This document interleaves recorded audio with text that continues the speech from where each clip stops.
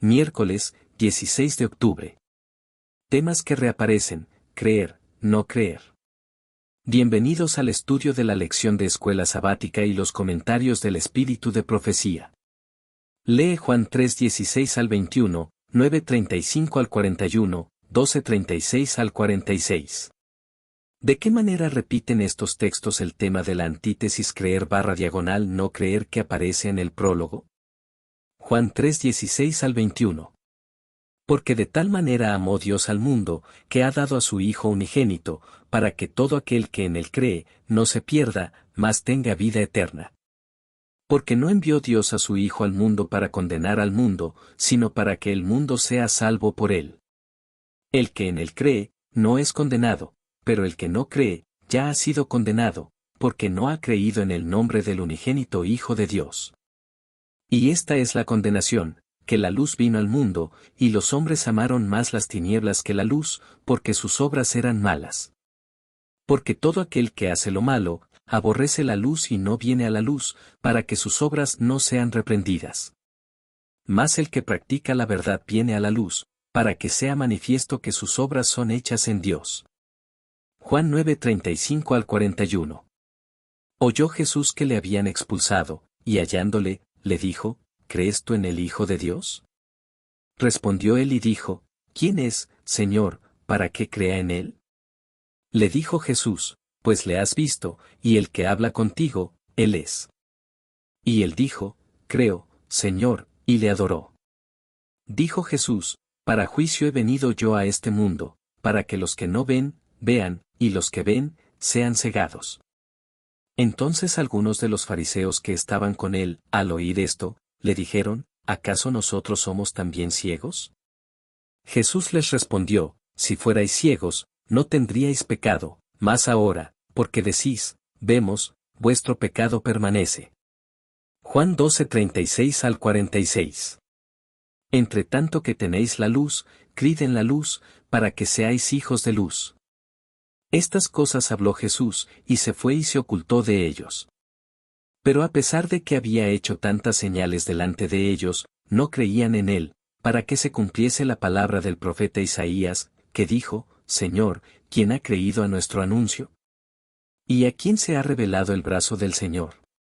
Por esto no podían creer, porque también dijo Isaías: cegó los ojos de ellos, y endureció su corazón, para que no vean con los ojos, y entiendan con el corazón, y se conviertan, y yo los sane.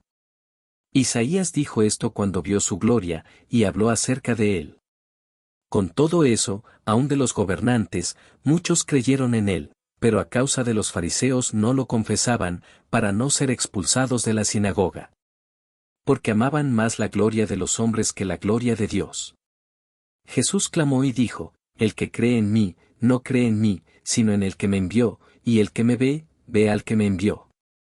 Yo, la luz, he venido al mundo, para que todo aquel que cree en mí no permanezca en tinieblas. En el Evangelio de Juan, la humanidad parece dividirse en dos grandes grupos: los que creen en Jesús y lo aceptan como Mesías, y los que, teniendo la oportunidad de creer, deciden no hacerlo. Los discípulos pertenecen al primer grupo, al igual que otros como Nicodemo, que llega a la fe lentamente, la mujer del pozo y el ciego de nacimiento. En el segundo grupo están los fariseos y los sumos sacerdotes, la gente en el milagro de la alimentación de los 5,000, e incluso uno de los discípulos, Judas. Es interesante que la palabra, el sustantivo, fe/creencia, griego pistis, nunca aparece en el Evangelio de Juan. Sin embargo, el verbo creer, pisteu, aparece 98 veces, en comparación con las 241 veces que aparece en todo el Nuevo Testamento.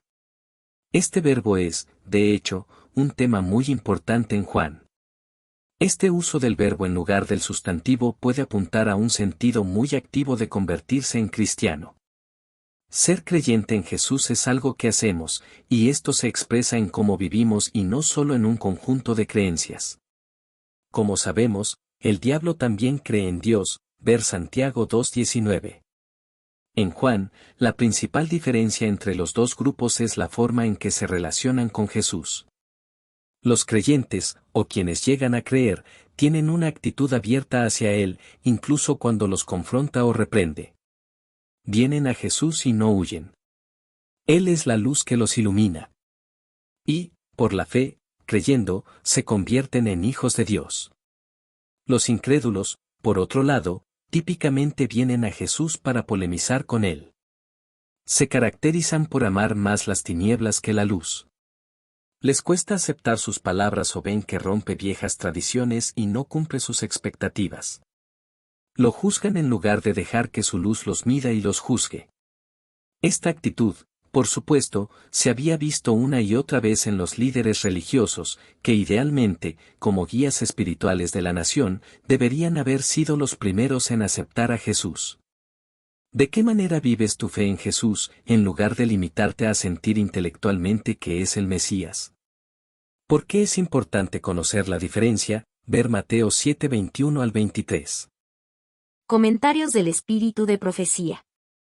¿Cree usted en el Hijo de Dios? Usted depende de Cristo para todo lo que recibe, tanto como la persona más débil, más pobre y más humilde. ¿Cree usted en el Hijo de Dios?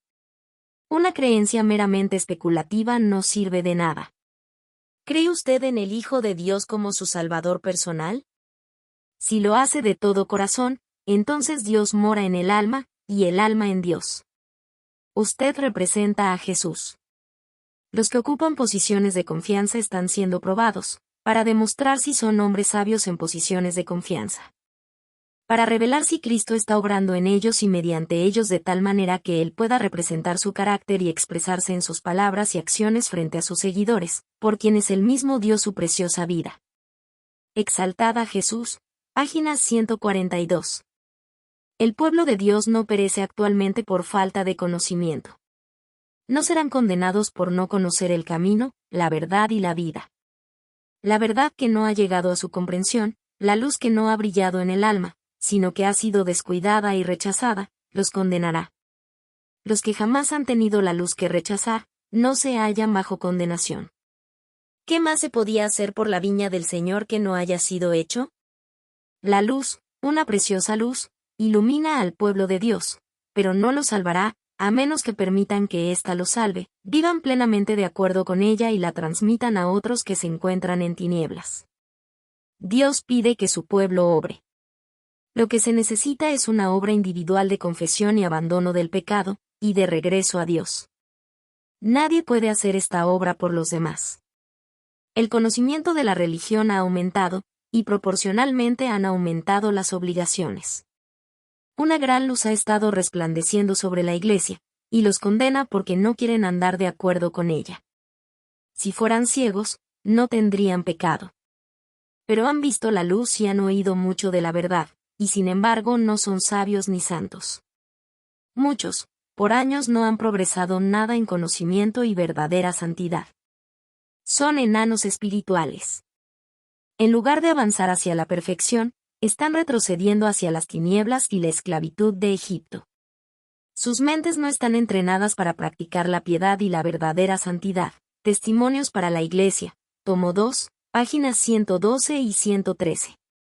Es nuestro privilegio estar con la luz del cielo sobre nosotros. Así fue como Enoc caminó con Dios. No era más fácil para Enoc vivir una vida justa de lo que lo es para nosotros en nuestros días. El mundo de su tiempo no era más favorable para el crecimiento en gracia y santidad de lo que lo es ahora. Mediante la oración y la comunión con Dios, Enoc pudo escapar de la corrupción que hay en el mundo a causa de la concupiscencia. Estamos viviendo en los peligros de los últimos días, y debemos recibir nuestra fuerza de la misma fuente. Debemos caminar con Dios. Se nos pide una separación del mundo, porque no podemos quedar libres de su contaminación a menos que sigamos el ejemplo del fiel Enoc, en los lugares celestiales. Página 72. Gracias por acompañarnos en el estudio de la lección de Escuela Sabática para este día. Esta es una producción del Ministerio Mensaje Adventista. Síguenos en nuestras redes sociales y comparte nuestras publicaciones para que el mensaje pueda llegar a más personas. Te deseamos un feliz día. Que Dios te bendiga.